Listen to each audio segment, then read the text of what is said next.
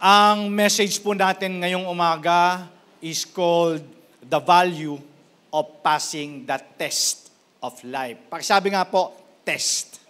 Ayan. Okay. Pwede ko po bang i-request ngayong umaga again na itaas ang kamay na kung meron man ngayong umaga na meron siyang matinding pinagdadaanan, ngunit patuloy na lumalaban. Konti. Ulitin ko po. Taas ang kamay ng taong may matinding pinagdadaanan ngayong umaga, ngunit patuloy na lumalaban. Amen. Amen. Alam niyo po, ako mismo wondering, no? Every time na magpe-pray ako kay Lord, mag-aasa ako ng message every Sunday. Laging ang pinag-uusapan natin is yung mga pagsubok ng buhay, di ba? Mga trials, mga testing. So pwede nating sabihin na talagang inevitable. Di ba? Parang part of life, no? Part of life, hindi mo pwedeng sabihin na lumipas ang isang linggo na walang problema eh. Tama? So, sabi ko nga, therefore, kung ito ay part of life, dapat alam natin kung paano i-deal. Kaya maraming mga tao talaga na bumibigay, maraming mga tao talaga na nagfo-fall away, kasi nga dahil nga sa mga, hindi nila nakayanan yung mga pagsubok ng buhay. So, kaya nga, alam ko, na kahit na ikaw ay may matinding pinagdadaanan, ngunit patuloy kang lumalaban isang araw. Basta walang sukuan, magtatagumpay ka din. Amen? So, speaking about test. Alam nyo ba, o narinig nyo na ba yung word na testophobia? Yan, trivia lang yan. Testophobia. Ang testophobia, church, is defined as an acute disorder daw. Okay, disorder ito in which ang isang tao ay nagsasuffer ng severe anxiety and fear whenever. Itong testophobia ito ay severe anxiety every time na siya ay kukuha ng test or exam. Naalala ko tuloy, lahat tayo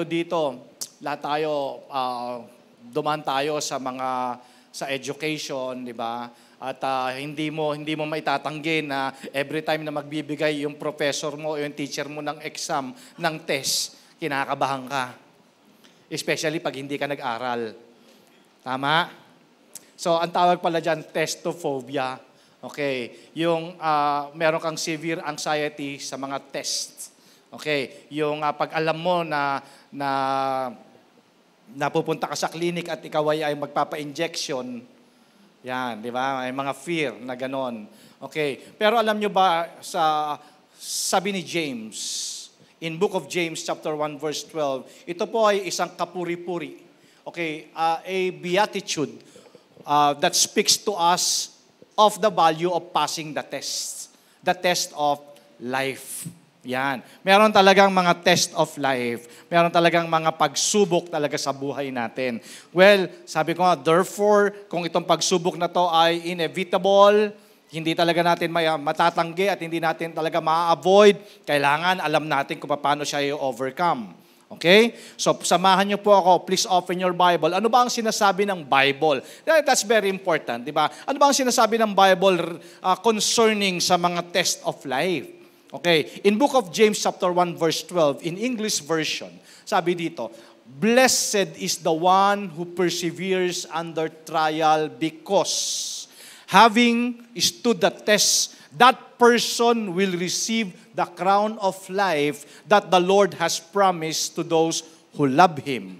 Tingnan nyo ha, sa Tagalog, sabi dito, pinagpala. Okay, so may blessing pala. Okay, ang taong nananatiling tapat. Pakisabi nga po, nananatiling tapat. Okay, so the requirement is our faithfulness. Okay? Pinagpala ang taong nananatiling tapat sa kabila ng mga pagsubok. Tingnan mo ang sabi ng Bible. So, dahil nakasulat ito sa Bible, alam ng Panginoon na meron talaga tayong mga pagsubok. Di ba? Sa dami-dami ng pwedeng isulat. Sabi nga, di ba, sabi nga sa scripture, kung lahat ng bagay ay isusulat, hindi talaga kakasya even itong mundong ito.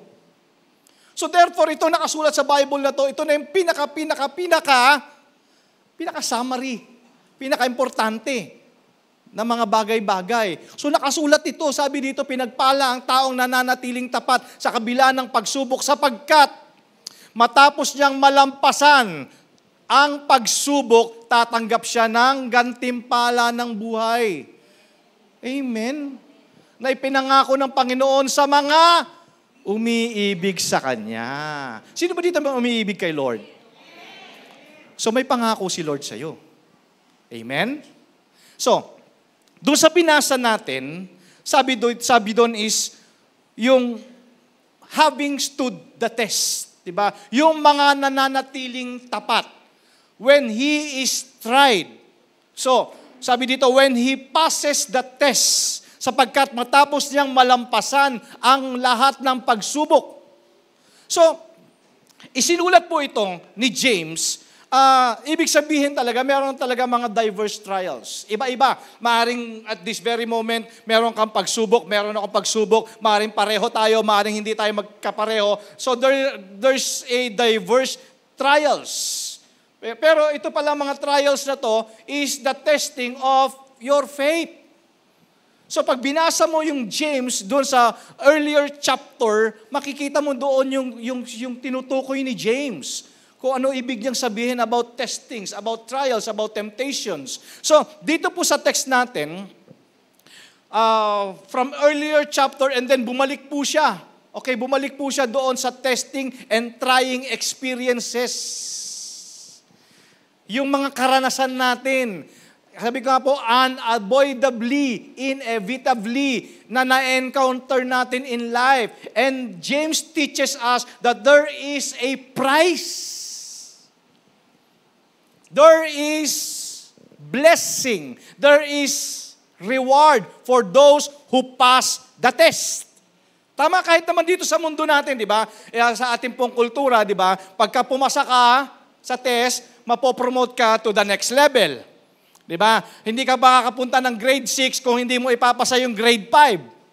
Tama? So talagang meron talagang testing. So, looking at this wonderful verse, merong mga katotohanan, mga kapatid, na ibinigay sa atin ni James to encourage us. To encourage us to endure. To endure our trials while keeping an eye on the prize that awaits us. Habang nandiyan ka sa proseso ng iyong mga pagsubok, dapat yung ating mga eyes of faith, okay, ay nakatingin din na after nito, may reward sa akin si Lord dito. So kailangan natin maging matatag at manatiling tapat sa kabila ng mga pagsubok ng buhay. Okay, pansinin niyo po yung mga truths dito sa sinabi ni James. Tingnan natin point by point. So first of all, James speaks to us about point number 1, the result that is possible from your trial. Ano ba yung mga resulta, okay, ng mga pagsubok natin sa buhay? So, mababasa mo in verse 12 na yung word na bless at saka trial, magkasama, no? Yung pagpapala at saka yung pagsubok. Kaya in earlier verses, makikita natin bago dun sa verse 12, merong verse 1 to 4, sabi dito, "Count it all joy, my brothers, when you meet trials of various kinds." So ang dami, no? Ang dami talagang pagsubok, iba-ibang klase. Parang pagkatapos ng isa, may dadating na namang isa, hindi tapos yung isa, meron na namang isa. Di ba? Various kinds yung mga trials. Various kinds yung mga pagsubok. For you know that the testing of your faith produces yon. May pinuproduce pala. May purpose ang Panginoon. Bakit nandyan yung mga trials na yan? Kasi nagpo-produce siya ng steadfastness. Ibig sabihin yung katatagan. Okay. Patience. And let steadfastness have its full effect that you may be perfect and complete, lacking in nothing. Wow! Yun pala yung purpose ng mga trials na yon sa life natin. So, hindi yan nandyan just for nothing. So, ang purpose ng Lord sa atin talaga is yung maging matatag tayo. Kasi alam ng Lord, in this world, you will have trouble. Eh, nandito pa tayo sa ibabaw ng lupa eh. Nandito pa tayo. Diba? And mas blessed tayo kaysa doon sa mga nandoon sa Israel at saka sa Middle East today. Kasi sila ngayon, nandun sila sa war. Diba? Yun ngayon yung kanilang pagsubok. Paano sila mag-endure. Church, it is also strange to hear, diba, yung declaration dito ni James na ang tao daw ay pinagpala. Pinagpala na itong tao na to ay mananatiling tapat. Yung mag-endure sa mga trying time in his life. Grabe, parang it's strange. Bakit may blessing pa pala doon? Di ba? May blessing pa talaga sa tao na nanatiling tapat. So, yung word na bless literally means happy. So, kung sinasabi ng Bible na yung word na bless ay the same with the word happy, tapos ang sabi ng James chapter 1 to 4 is, count it all joy when you face various trials, parang, sandali, parang hindi ata ito yung definition ko ng happiness. Eh hindi naman ako masaya pagka nasa pagsubok ako. Tama? So, ito yung the same word na ginamit ni Jesus o ginamit ni Jesus doon sa Beatitude. Di ba? Pag nabasa mo yung Beatitude, di ba? In Matthew chapter 5, talagang blessed are the poor in spirit, di ba? Blessed, blessed, blessed. So, it's strange to us. Pero dito itinuturo sa atin, dito sa verse na binasa natin, that it is absolutely possible, that the experience that is currently trying, okay, your faith will result in your eventual happiness. Kaya pala merong Romans 8:28 that all things work together for good to those who love the Lord and called according to His purpose. Kaya pala meron ganon. Na ibig sabihin, lahat pala ng nangyayari sa life natin, may kinalaman ito para sa ikabubuti natin. And even yung trying times sa life natin, nagpuproduce yan. Meron siyang pinuproduce sa atin. At alam ng Lord yan. Diba? Alam ng Lord every detail sa life natin. Lahat ng nangyayari sa life natin. And ang result nga ng testing of your faith is happiness. Parang siguro kung nakikinig ka nitong sermon na to ngayon, parang iba ata yung dinidefine ng Bible about my testing and trials.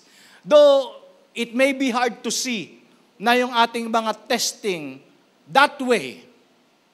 Pero pansinin niyo po, there are a couple of things na tinuturo sa atin ni James na result doon ng ating mga trials. Okay, pag-usapan natin, ano yung mga resulta? And I believe, church, marami sa inyo mag-e-amen. So, first of all, surprisingly, ang resulta nito is the blessed experience. Yung mga karanasan natin in the past, diba, sa mga pagsubok natin, yun ay kung sino at ano ka ngayon. Diba? Pinatatag ka, pinalakas ka nung mga pagsubok mo ng buhay, nung nalampasan mo. Amen po ba? Sabi ni James, blessed or happy is the man who perseveres under trial. In Tagalog version, pinagpala ang taong nananatiling tapat. See, before the reward, before the prize, before the blessing, may requirement muna. Ang requirement is kailangan manatili kang tapat. Kasi totoo naman talaga, pag nandyan na yung mga pagsubok or out of your expectation, nagsisimula ka ng mag-doubt, nagsisimula ka na magduda, and then ang tendency, ang result, lalayo ka na. Pero sabi ng Bible, hindi. May blessing pag nalampasan mo yan, yung mga pagsubok na yan. So, Actually, sabi ko nga, it's a silly statement. Kasi pag inisip natin ang blessing, ang naisip natin ay in a form of good things or pleasant things. Diba? Naisip natin, well, bless ako kasi binigyan ako ng magandang trabaho ng Panginoon, di ba? Binigyan ako ng Panginoon ng magandang kalusugan or maayos ang aking pamilya at ang aking finances. Well, blessing talaga yon, church. Hindi natin kinukontra yon. Blessing talaga ng Lord yon. At gusto natin yon. However, bihira kang makarinig naman ng tao, di ba? Magte-testimony dito sa harap at sasabihin niya, thank you Lord, kasi dumadaan ako sa pagsubok. Meron ba kayo narinig na testimony na ganon? Or, Lord, thank you kasi nawalan ako ng trabaho. Bihira, no? Bihira yung ganon. Hindi natin sinasabi yung mga ganong bagay. At hindi rin naman yun yung sinasabi ni James to encourage us. Ang sinasabi dito ni James is, mga kapatid, the burdens of life, okay, can very often prove to some of the blessings of life. Diba? Yung mga burden na yan, magre-resulta yan ng pagpapala. Maniwala po kayo. Amen? Sabi mo sa katabi mo, narinig mo ba yon?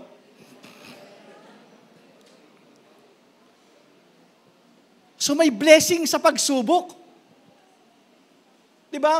Meron na ba kayo narinig someone na dumadaan sa krisis ng buhay at sasabihin niya sa kanyang testimony, well, kahit na mahirap yung aking karanasan at aking mga pagsubok, pero masaya pa rin ako kasi nangyari yun. Diba? Masaya pa rin ako kasi kaya pala nangyari yun. Meron palang mas magandang plano ang Lord. So it's a blessed experience. Kasi alam ng Lord kung ano yung mas maganda sa atin eh. May mga bagay kasi na sa buhay natin, ipinipilit natin yung sa atin. Pero sabi nga, di ba, maraming plano ang tao. Pero yung plano pa rin ng Diyos ang magpe-prevail. Well, church, hindi ko inaalis na yung mga karanasan natin, iba-iba lang tayo, yung mga pagsubok natin, iba-iba lang din ng level, di ba? Pero totoo, it's hard. Yes. Pero it's also helpful. Na pwede nating bigyan ng dahilan para pasalamatan pa rin ng Diyos. Kadalasan, nare-realize natin yan at the end of the day. Na kaya pala hindi ako natuloy sa Israel. Oh, di ba? It's a very good example. Kaya pala na-cancel yung flight ko going Israel.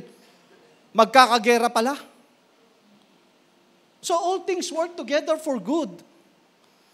Meron pa rin mga bagay na kung babalikan natin, pwede pa rin tayo magpasalamat sa Panginoon. Tingnan nyo to, observe niyo tong truth na to about the life of Joseph. Si Joseph, the dreamer, di ba? Kung hindi napunta si Joseph sa Egypt at nakulong, ay hindi siya magiging governor. Gets nyo? Sino dito nakakalam story ni Joseph? Di ba? Alam natin yun eh. So, dito sa James chapter 1 verse 12, mag-e-amen dito si Joseph kasi alam niya. Alam niya na ang pagsubok can actually prove to be a surprisingly blessed experience. Ikaw, meron ka bang amen? Kasi si Joseph, mapapa-amen nyo sa James 1:12. Alam niya na ang pagsubok ng buhay, pag nalampasan mo, may reward. Amen? Meron ka bang amen? Meron ka bang mga karanasan na oo nga? Alam mo, nung nalampasan ko yun, talagang ipinakita din naman ng Lord yung kanyang pagmamahal, lalong-lalo na, di ba? Dahil alam niya pala kung ano yung mas maganda sa akin. So, salamat sa Panginoon. Dahil kung hindi nangyari yun, baka hindi rin ganito yung buhay ko. Tama? So, surprisingly blessed experience. So, hindi lang yun. Hindi lang siya blessed experience. Next is spiritually beneficial experience. Diba? Hindi lang yung karanasan natin in this life, nakakatulong pa siya, helpful pa siya doon sa ating, or beneficial pa siya spiritually sa atin. Okay, kung babalikan natin yung verse 12, chapter 1 ng book of James, sabi doon, blessed is the man who perseveres under trial. Meron ba? Church, am I talking to someone ngayong umaga na may pinagdadaan ng pagsubok? O ikaw ay, ano tawag doon? Spoiled. Spoiled brat. Wala kang problema. Wala kang pagsubok. Meron? Siguro yung mga baby, wala pa, no? Hindi sila nag-iisip na, Mami, paano ako iinom ng gatas mamaya? Di ba? Walang ganon, di ba? Pero pagka nagkaroon ka na ng kamalayan, nagsisimula na yung problema mo eh. Paano kaya? Di ba? Yung mga kabataan, di ba? Ano kaya ako tatambay mamaya? Saan kaya ako tatambay? Ang hirap naman ito, maghapon na naman tambay. Amen. Blessed is the man who perseveres under trial because having stood the test. So pinagpapala talaga ang taong nananatiling tapat sa kabila ng mga pagsubok. Again, church, kung merong pagsubok, kailangan mong maging matatag at tapat. Amen. Sapagkat matapos niyang malampasan ang pagsubok. Diba? In English version, pag nabasa mo yung phrase na under trial, the word trial speaks of the process. Diba? Process of testing something in order to prove it. So, kailangan mo nang i-test para masubukan mo. Wow. Kasi it is the process of validation and authentication. Diba? Kailangan muna nating subukan. Tunay bang ginto ito? O baka naman, ano lang yan, gold-plated lang. Diba? Tunay bang matatag to? Anong sabi ng 1 Peter chapter 1 verse 7? This trial will prove that your faith is genuine.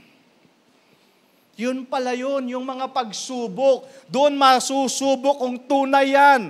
O baka naman balat kayo lang. So for that reason, under trial, or the word trial, kailangan, ang ibig sabihin nito ay when he has been approved or proven. So in this phrase, we have what should be the goal. Ang goal ng bawat mananampalataya is to be approved by God. Diba? Yung ginagawa natin sa araw-araw, dapat aprobado ng Panginoon yan. Kasi wala naman tayong gustong i-please kundi ang Lord. We are not people pleasers, we are God pleasers. Anong sabi ng 2 Timothy chapter 2 verse 4? No one is serving as a soldier gets entangled in civilian affairs, but rather tries to please his commanding officer. Diba? Yun naman yun eh. Yun naman, si Lord naman talaga yung gusto nating i-please. Si Lord naman talaga yung gusto nating pasayahin. Okay? Nga lang, kadalasan worried tayo mga kapatid kung ano yung iniisip ng ibang tao. Yan ang malaking problema natin. Pagka tayo, people pleaser na tayo. Diba? Ang hinahanap natin yung approval ng ibang tao, yung acceptance ng ibang tao, yung mga tao nasa paligid natin. However, what matters most is not the admiration of your neighbors or other people. It is the approval of the Lord Jesus Christ. Okay. At yung approval na yon, church, comes saan? And it brings us through tests and trials. And it demonstrates the reality and strength of our faith in Him. Doon talaga makikita kung susubukin talaga, kung tunay talaga yung pananampalataya natin sa Panginoon. Kung matibay ba, matatag ba yung pananampalataya natin sa Panginoon. O konting pagsubok lang, ayaw na. So if it's reality of life, mga bata pa kayo, yung iba dito, yung iba matatanda na, di ba? Yung iba middle age, pero reality of life. Reality of life, meron kang pagsubok na dadaanan. Whether you like it or not. And it's up to you. It's your choice. Paano gagawin mo? Kaya sinabi ng Lord, pinagpala ang taong nananatiling tapat sa kabila ng pagsubok ng buhay. Amen. Kaya pala may pagsubok dahil alam ng Lord na kailangan tumibay, tumatag kasi ipoprove nito yung genuineness. Ipoprove ng pagsubok ng buhay yung authentication, yung validity. Di ba? Baka naman nagkukunwari lang tayong nananampalataya, konting pagsubok lang, ayan na, bigay na tayo. Kaya sabi ng Bible, we must endure. Diba? Magpe-persevere tayo under trial. So, hindi lang siya a blessed experience, is also a spiritual, beneficial experience. Diba? Nakakatulong sa atin ito sa paglago ng ating pananampalataya. Kaya ni-remind tayo ni James in verse 12 na kahit anong situation or testing, mahirap man yan, mga kapatid, it may actually prove to be a blessing in the end. At the end, blessing pa rin yan. Do you agree? Tamo? So, pinag-iisip-isipan nyo na ngayon yan. Oo nga, no? Oo nga. Ikaw kasi naman, church, meron ka naman talagang sariling karanasan. Alam mo na dahil sa mga pinagdaanan mo noon, naging matatag ka ngayon. Okay? So, pansinin nyo po, posible to mga karanasan na to sa pagsubok ng buhay. At another thing, point number 2, the best part in your trial. Ano ba ang best part ng trial? Okay. Mapapansin mo talaga yung link between trial and blessing, no? Magkasama siya. Doon sa verse na yon, sabi doon is, blessed is the man who perseveres. May blessing at merong trial. So the presence of trial in your life, church, listen ha, this is very important. Yung presensya ng pagsubok sa buhay mo, nasa pagsubok ka, okay? Hindi yan garantya or guarantee ng future blessing, okay? Listen ha, para maintindihan natin mabuti. Hindi siya guarantee ng future blessing. The blessing of a test is only found in passing it. Okay? And to pass the test means that you endure the trial. Kung inakala mo na pagpapala dahil may pagsubok ka ngayon, hindi po. Ang pagpapala, makakamtan mo pag nalampasan mo yan. Ha? Kasi baka mamaya, blessing pala yung may pagsubok. I want more pagsubok. Hindi. Mabibless ka pag nalampasan mo. Tama ba? Kaya kailangan mo maging tapat, manatiling tapat sa kabila ng pagsubok ng buhay. Amen. Kanino ka magiging tapat? Sa Panginoon, siyempre. Meron ba kayong ibang alam na makakatulong? Meron ba kayong ibang alam na saan tayo mag-go-hope? Walang iba eh. Si Lord lang naman pag-asa natin eh. Amen? So, pero, kailangan natin ng commitment. Paano mo malalampasan? Kailangan mo, it involves commitment in the presence of trial. Kaya para ka mag-endure, kailangan mo ng commitment. Okay, doon sa binasa nating passage, mark mo yung word na endure in verse 12. Okay. And then, so sa verse 12, and then kung babalikan mo yung sa earlier verses in verse chapter 3, mapapansin mo yung word naman na steadfastness. Di ba? In James chapter 1 verse 3 sabi dito, for you know that the testing of your faith produces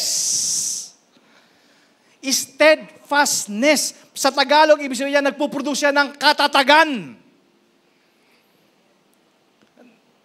So, yung word na endure in verse 12 is the verb form of that word, steadfastness. Okay? So, yung word na endure or steadfastness, compound ito ng dalawang word. Sabi dito, to stay under. to keep, to remain. Diba? Mananatili, mag-i-stay. So, isipin niyo po, pag dumating yung pagsubok ng buhay sa inyo, at alam mo na sinusubok yung pananampalataya mo. Diba? At during the process, ang temptation dyan is to run away. Doon tayo na-challenge. Kasi the easiest way is to quit. Tandaan niyo po yon. The easiest way is to quit. Kaya sinasabi ng Bible, huwag kang bibigay. Diba? Do not quit. Kasi in its proper time, you will reap your harvest. Kaya sabi ng itong English translation na to, remain. Stay.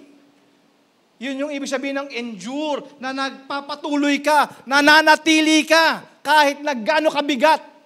However, sa pag-aaral natin, doon sa mga opening verses nitong James chapter 1, makikita natin that there is more value. Ito yung sinasabi ko kanina. Ano sabi natin kanina? Kung iniisip mo na ikaw ay may pagsubok ngayon, yan yung blessing, nagkakamali ka. Ang blessing ay yung pag nalampasan mo yung pagsubok na yan. So therefore, there is more value in enduring. Okay, yung value ay nandoon sa proseso ng pagsubok than escaping them. Diba? Kasi ang gusto natin, wala na, ayoko na, takasan ko na lang yan. Hindi ko nahaharapin yan. Hindi. Dapat, kasi nga, bakit mas valuable yung nasa process? Kasi during the process, marami tayong natututunan. Tama? Marami tayong natututunan. Compare doon sa tinakasan mo lang. Pag tinakasan mo, wala na, tapos na. Ang mabigat doon, pag tinakasan mo, pinrolong mo lang yung pain. Tama? Pinahaba mo lang. At the end of after 10, 15, 20 years, babalik ka rin pala kay Lord. Pinahaba mo lang. Do you agree? Humaba lang, nag-wander ka lang, nag-fall away ka lang, lumayo ka lang, pero babalik ka rin pala. So, pinahaba mo lang yung pain. Amen. Kaya dapat, pag dumating na yung pagsubok ng buhay, i-commit mo yung sarili mo to endure. Kasi alam mo, hindi ka naman pababayaan ng Lord eh. Hindi ka naman iiwanan ng Lord eh. Amen? Malalampasan mo yan. Ang sabi ng word, in this world you will have trouble. Pero meron tayong victory because sabi ni Jesus, I have overcome the world.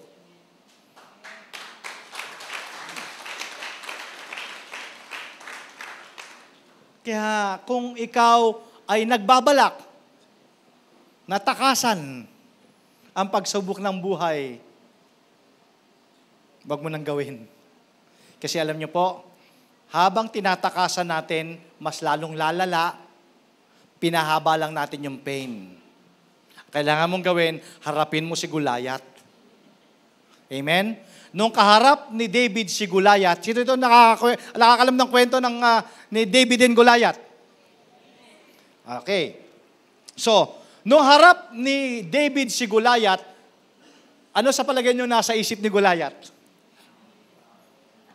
Kung ang Goliath represents problem, mountain, tingin niya kay Goliath, laking problema nito. Di ba? Laking problema nito. Tumakbo ba si David? Hindi. Siya tumakbo. Trivia doon sa mga kabataan dito. Ilan ang dala-dala ni David na bato? Di ba? Tinirador niya si David, di ba? Patay si Goliath. Tinirador ni David si Goliath. Patay si Goliath. Ilan ang dala niyang bato?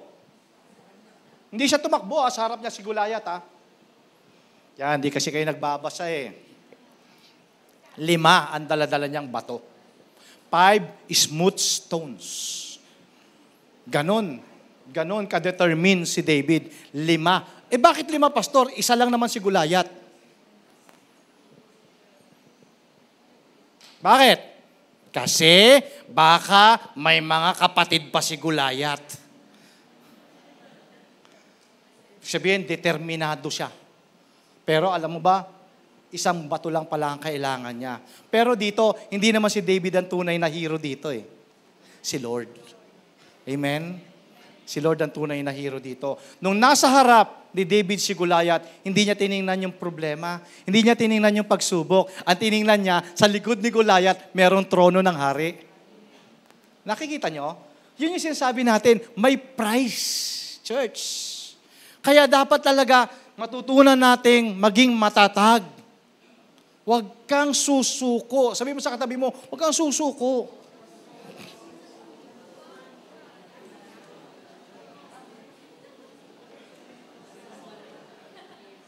Kaya yung nagbabalak diyang sumuko na, huwag kang susuko. Kasama mo si Lord. Amen? If God is for us, who can be against us? Amen?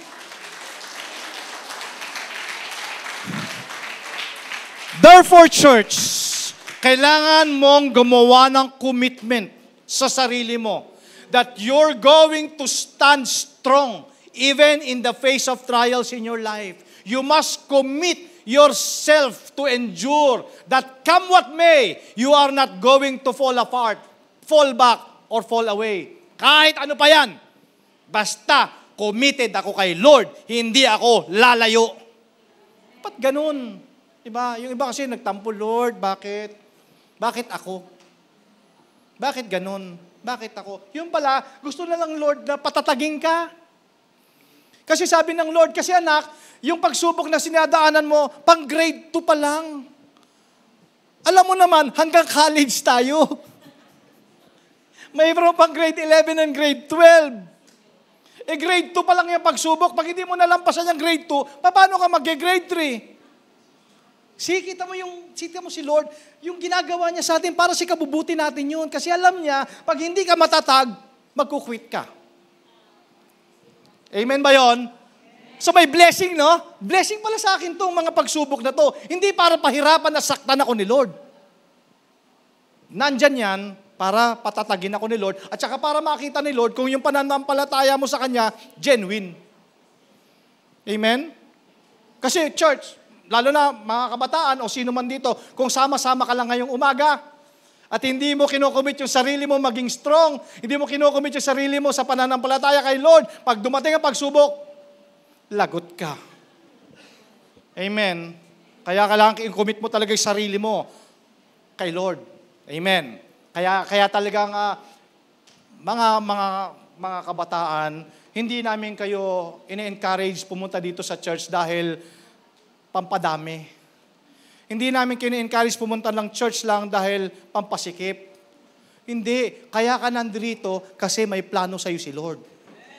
Amen? Kasi maniwala kayo. Kaya sinasabi ng mga cell leader nyo, di ba, napaka-bless nyo kasi bata pa lang kayo, natutunan nyo na. Kasi bata ka pa lang, may pagsubok na. Hanggang nabubuhay ka, nandyan yan. Amen? Kaya, church, hindi mo lang i-commit yung sarili mo, dapat confident ka din in the passing of trial. Alam mo, ito maganda to, tingnan nyo ha. Sabi ni James, blessed is the man who endure or nagpe-persevere his trying circumstances and pass the test of his life. So, dito, within that truth, yung realization, ito maganda ha. So, kanina sabi natin, kailangan i-commit mo yung sarili mo kasi meron talagang trial. So, tanggapin mo na, accept mo na. Accept mo na. Kaya nga, remember, few Sundays ago, tinanong ko kayo, meron bang 1 linggong lumipas sa life ninyo na wala kayong problema? Meron? Yung sabi mo, 2 weeks na akong walang problema. Wala. Pagising mo pa lang sa umaga, problema na kaagad ng haba. Di ba? Pag hindi ka pa nagde-devotion, pagbukas mo ng cellphone mo, problema na kaagad. So talagang meron talagang pagsubok talaga, church, no? So, kailangan mong i-commit yung sarili mo araw-araw na kailangan akong maging matatag. Number 2, hindi mo lang kailangan i-commit yung sarili mo maging matatag. Kailangan confident ka. Confident ka in realization na yung mga pagsubok ng buhay, yung problema ng buhay, ay hindi yan permanente. Okay. Ibig sabihin, yung mga problema mo, hindi magtatagal yan. Malalampasan at matatapos din yan. Confident ka ba na alam mo na, eto na naman, pero matatapos din to. Tama. Ang problema, kung yung problema na yan, ang tagal na sa'yo. Mukhang hindi ka natututo mag-overcome. Kasi, yung confidence, yung palang word na endurance, kaya palang may word na endurance, ang ibig sabihin pala nito, yung mga trial, hindi naman talaga magtatagal. Happy ka ba doon? Happy ka ba na yung problema mo ngayon, hindi naman pala magtatagal sa iyo yan?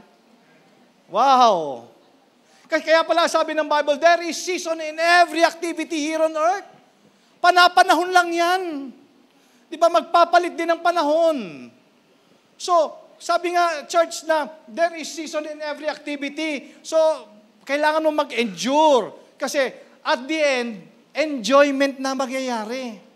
Kaya pag binasa mo ang Bible, ako, favorite ko to pag nababasa ko yung Bible yung phrase na, and it came to pass. Pag nabasa mo yung, and it came to pass, ibig sabihin, natapos din.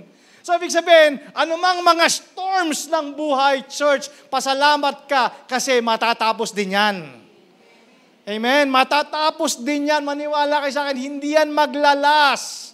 Amen? At saka, kailangan confident ka na pagsubok lang to. Pagsubok lang yan. Anong sabi ng Bible? Walang pagsubok na hindi mo malalampasan. Gagawa at gagawa at gagawa ng paraan ng Diyos para malampasan mo yan. Naalala mo ba yung first day ng problema mo, kung gaano katindi yung iyak mo? Naalala mo? Sige, isipin mo, gaano katindi, pero ngayon nakakangiti ka na. Parang bagyo lang yan eh. Diba? Yung bagyo sa simula talaga kung humataw, lalo nandun ka sa mata ng bagyo. Pero ngayon nakakangiti ka na kasi you know why? Kasi mas nagiging stronger ka. Amen? Malalampasan mo din yan, aayos din ang lahat kasi may gagawin ng Lord.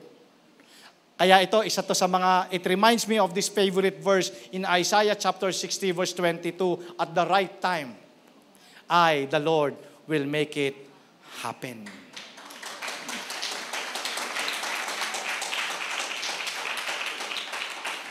Kaya pala dapat meron tayong wisdom in understanding. Ito, kailangan natin ito, na nakikita natin, okay, na lahat ng mga problema, pagsubok ng buhay, matatapos din yan. Matatapos, hindi magtatagal yan. Ano ba't matatapos din yan? Last time, may problema ka din, tapos na nga eh. Tama? Tapos meron na namang iba na naman dumating. So, gaya din to nung dati. Matatapos din to. Amen? Kaya anumang church, anumang mga kalungkutan, anumang mga pain, anumang mga trouble, anong sabi ng Psalms 30 verse 5, weeping may stay for the night. Magdamag ka mang pinaiyak niyan. Matatapos din yan. Kinabukasan. Sabi, rejoicing comes in the morning. Ibig sabihin, church, hindi permanente yung mga problema mo. Amen? Bago ako mag-continue, meron akong, ilang beses ko na ito na-share sa cell group namin. Meron kasi ako napanood. Hindi ko lang sabihin sa inyo kung sino tong tao na to. Nakulong siya for 15 years. Okay, he came from a wealthy family at hindi siya syempre sa mga ganong hirap. Alam mo naman ang buhay sa loob ng kulungan. Okay? May nakulong na ba dito? Pero alam nyo kung anong buhay sa loob ng kulungan. So 15 years nakulong siya, also believing yung sarili niya na wala siyang kasalanan. Ang hirap, no? Yung nakulong ka ng wala kang kasalanan. 15 taon. Now, sabi sa kanya doon nung interviewer, sabi niya, paano mo nakayanan yung 15 taon sa loob ng kulungan? Paano mo nakayanan? Well, kinumit ko lang yung sarili ko maging matatag. In-encourage ko yung sarili ko na matatapos din ito. And tiningnan ko yung mga taong nasa paligid ko. Paano? Sabi niya, tiningnan ko yung mga taong nasa paligid ko, nakita ko na mas mahirap pa yung kalagayan nila kesa sa akin. Therefore, kung mas mahirap yung kalagayan nila kesa sa akin at nalalampasan nila, so kaya ko din malampasan. Tama. So, it's one way, church, to encourage yung mga sarili natin. Tingnan mo na lang din yung nasa paligid mo. Yung katabi mo, amoy mabango lang yan. Pangiti-ngiti. Pero hindi mo alam, mas matindi ang pinagdadaanan yan sa'yo. Pero, nananatiling matatag. Tama? Hindi mo lang nakikita. Once a week mo nga lang makita yan, pero matindi pinagdadaanan yan. Amen? Tama ba? So, ganun pala. Tingnan mo din pala yung mga nasa... Pag tiningnan mo yung mga nasa paligid mo, makikita mo rin kung gaano ka ka-bless. Kung titingnan natin ngayon na nangyayari sa Israel, makikita natin kung gaano pa rin tayo ka-bless. Kasi you know why? Hindi tayo nag-aalala na habang service ngayon, may missile na paparating. Di ba? See? So, tingnan mo, yung mga tao na nalampasan nila, so kaya mo din. Pwede ba, isang request lang, tapikin mo yung katabi mo, sabi mo, kaya mo din malampasan. Kaya mo din, malalampasan mo yan. Malalampasan mo yan. Amen? At pag nalampasan mo yan, ang sabi ni James, pinagpala ang taong nananatiling tapat sa kabila ng mga pagsubok ng buhay. Wow! So kaya, kailangan mong i-commit, kailangan mong maging confident. Okay? And point number 3, syempre, mayroong pangakong reward after ng trial. Basahin nga natin ulit, sabi dito, okay lang ba yung, sige, basahin natin sa English. Sabi sa English version, blessed is the one who perseveres. Take note. The word persevere also means nag-endure. Okay? Under trial because having stood the test. Okay? Yung pagiging matatag natin, that person will receive the crown of life that the Lord has promised to those who love Him. Okay, pag-usapan natin yan, yung price na yan. Sabi sa Tagalog, pinagpala ang taong nananatiling tapat sa kabila ng mga pagsubok sapagkat matapos, ito yung sinasabi natin kanina, yung blessing, hindi yung tinakasan mo yung pagsubok. Ang blessing is yung natapos mo yung pagsubok. Okay, nalampasan mo. Tatanggap siya ng gantimpala ng buhay na ipinangako ng Panginoon sa mga umiibig sa Kanya. So, yung reason pala ng ating mga trials can eventually a blessing because of the reward that is available for those who pass the test. The crown of life which the Lord has promised to them that love Him. So, isipin natin itong praise na to, church. Pansinin ninyo, yung image na binigay ni James doon sa kung isipin mo, merong reward, may prize. Ano yung reward? Yung crown. Okay. So in verse 12, makikita natin yung word na crown. Merong crown that awaits, naghihintay to those who endure their trials and pass the test. Okay. Di ba totoo yun, di ba? Yung mga kumuha ng mga board exam, naghihintay ka, di ba, ng result. Pag nakita mo yung pangalan mo doon na pasado, wow! Tama, di ba? Pagka, eto na si ma'am, papasok na, at dala-dala niya na yung mga test paper. Excited ka na, di ba? Excited ka na, malaman yung resulta. Wow! So meron talagang reward. Now, thinking about reward, kasi pag inisip natin yung crown, inisip natin, di ba, lagi yung, syempre, golden, jewel-studded sort of yung sombrero o yung hat na sinusuot ng mga hari at saka mga queen. Di ba, ang dami natin naiisip eh. When you hear the word crown, ito yung naisip natin, sinusuot ng mga hari at saka mga reyna. So, this type of crown would be awarded in a couple of different settings. Okay, nung unang panahon, church, first, yung crown na yon, ibinibigay yon doon sa mga, kasi nung araw, meron ding mga Olympics eh. Okay? yung mga FIBA, yung mga Asian Games na yan. Pero nung araw, Olympic sila, no? Pero hindi naman Olympic ang tawag. Ibig sabihin, meron mga ancient public games. So yung mga winner, binibigyan ng crown. Okay. So ina-award ito. And then, another setting, ina-award din ng crown doon naman sa mga soldier. Yung mga soldiers na galing sa mga gera, pag sila ay nanalo, meron silang reward. Sila po ay meron mga crowns. Okay. So dito, James is reminding us na when the warfare or struggle of this life is over, yung mga nag-stood to test, mga nanatiling tapat sa pagsubok doon sa mga battles will be awarded a conqueror's crown. So ako naniniwala ako, syempre, pagka nalampasan mo yan, sabi natin kanina, meron tinatawag na blessed experience. And because of that experience, syempre, yung blessing ng life, naging more wiser ka, di ba? More wiser in this life. And syempre, yung spiritual blessing naman na nangyayari sa atin, tumibay naman yung ating pananampalataya.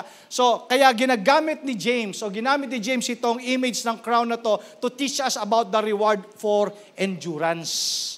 At the end of the day, what's matter most is the endurance. Okay?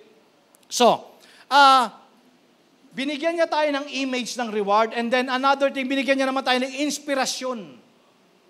Okay? Inspirasyon. Paano tayo may-inspire pag tayo dumadaan tayo sa proseso ng pagsubok? Pansinin nyo, sabi doon, crown of life. Crown of life. Okay. So, you will receive a crown of life. In other words, so rather than a literal crown, yung literal na crown, okay, the reward is the life that we receive once we have passed the test of life. Okay? Ang ibig sabihin nito, ang sinasabi dito ni James, mga kapatid, is yung if you patiently endure, okay, sa mga pagsubok ng buhay, hindi lamang ikaw bibless ng Lord dito sa babaw ng lupa. Church, sabi sa 2 Corinthians chapter 4 verse 17, for our light affliction which is but for a moment. Ayun yung sinasabi natin. Di ba? Problema ng buhay for just a moment. Di ba? Eh, hindi mo pwede i-compare yan doon sa reward ng Lord sa'yo for eternity. Okay? So, for our light affliction which is but for a moment works for us a far more exceeding and eternal weight of glory. So dito, James is trying to inspire us by reminding us that the few and fleeting days, yung mga bagay na yung mga painful moments mo, yung mga problems in life mo, in which we must endure our trials, will seem like nothing. Di ba? Yung maigsim panahon na problema mo, pero yung blessing ng Lord sa'yo, ay hindi mo pwede i-compare doon sa exceeding eternal weight of glory na crown of life na ibibigay ng Panginoon. Ibig sabihin, ang inspiration dito ni James, mga kapatid, is, nare-realize mo ba? Or na-imagine mo ba na pagdating ng panahon na pagkasama mo na ang Panginoon, ire-reward ka niya ng crown.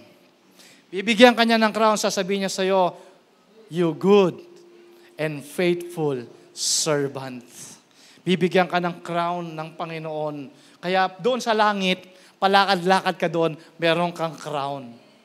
Ibig sabihin, makikita ng mga tao na nandoon na isa ka sa mga nag-endure ng pagsubok ng buhay. So hindi lamang dito sa ibabaw ng lupa, kasi sabi ng Bible, your kingdom come, your will be done on earth as it is in heaven. Hindi ka lang pagpapalain dito sa ibabaw ng lupa, meron ka pang pagpapalang crown doon sa langit kasama ang Panginoon. Amen? Amen ba yun? So, church, in closing, gusto kitang encourage today na gaano man ka-heavy, gaano man kabigat yung mga trials mo, huwag mong hayaan na yung mga trials na yan, makalimutan mo yung price. May reward talaga si Lord. Well, I believe ang reward ng Lord, both dito sa babaw ng lupa, ganun din sa langit. Pagdating mo ng langit, ika-crown ka ng Lord at sasabihin sa'yo, you good and faithful servant. Huwag mong kalimutan yung price beyond the test. Look beyond the battle and see the blessing, the value that can result from your trial. Blessed experience and spiritual beneficial blessing. Kaya kailangan mong i-commit yung sarili mo. Church, sa ating pong pagtatapos, let me encourage you, commit mo yung sarili mo. I-commit mo yung sarili mo na anuman ang mangyari, hindi ako magkukwit. Then, be confident na anumang pagsubok, gaano mang katindihan, malalampasan mo riyan. Hindi magtatagal yan. Okay? Church, dito yung sinasabi ng Bible na finish the race. Finish mo yung race. Huwag kang sa kalagitnaan, hihinto at aayaw. Yang mga pagsubok ng buhay na yan, it's a testing of your faith. The genuineness of your faith. Before we end, let me encourage you with this passage in book of 2 Timothy chapter 4, 7 and 8. Sabi ni Apostle Paul, I have fought the good fight of faith. Wow! Di ba? Yung ikaw sinabi mo sa sarili mo, lumaban talaga ako. Lumaban ako ng punong-puno ng pananampalataya sa Panginoon. I have finished the race. I have kept the faith. Lumaban ako. Sabihin mo sa katabi mo, laban lang. Laban lang. Laban lang. Now there is in store for me the crown of righteousness, which the Lord, the righteous judge, will award. Wow. Will reward to me on that day, and not only to me, but also to all who have longed for His appearing. Church, as your pastor, alam ko, at hindi ko alam kung gaano rin katindi ang pinagdadaanan ninyo. But before we end, ang maiiwan ko sa inyo ngayong umaga, manatili kayong tapat. Manatili kayong tapat sa kabila ng pagsubok ng buhay. Magtiwala ka, hindi ka iiwanan ni Lord. Sasamahan ka ng Lord sa lahat ng laban. Amen. Church, ang buong katotohanan nga, the battle is not yours. The battle is the Lord's.